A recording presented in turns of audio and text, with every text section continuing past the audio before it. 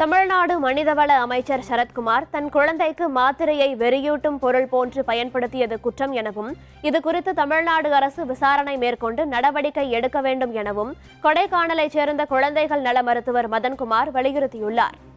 இன்னைக்கு தமிழகத்தில் பிரதான பிரச்சனையாக இருக்கிறது நம்ம மனித வள மேம்பாட்டுத்துறை அமைச்சர் சரத்குமார் அவர்கள் ட்ரக்ஸ் யூஸ் பண்ணாரா இல்லை அவரோட குழந்தைக்கு மருந்து அதை கொடுத்தாராங்கிறது தான். அவரோட வீடியோவையும் பார்த்தோம். அவர் குழந்தைக்கு மாத்திரையை மருந்தாக கொடுக்கறதுக்காக பயன்படுத்துகிறேன்னு சொல்கிறாரு. ஆனால் இது ரெண்டில் எது செய்திருந்தாலும் அது தவறு தான். பவுடர் வடிவிலேயே மருந்துகள் வருது, இல்லை சிறப்பு வடிவில் வருது. குழந்தைக்கு நீங்கள் அப்படி கொடுக்கலாம். ஆனால் இவர் செய்தது போல் மாத்திரையை வாங்கி நீங்களே உடைச்சி பவுடராக்கி கொடுக்காதீங்க.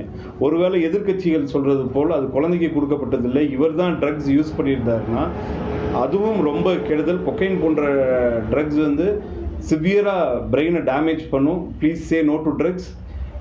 இதை அமைச்சர் இதுக்கு தகுந்த விளக்கத்தை கொடுக்க வேண்டும்.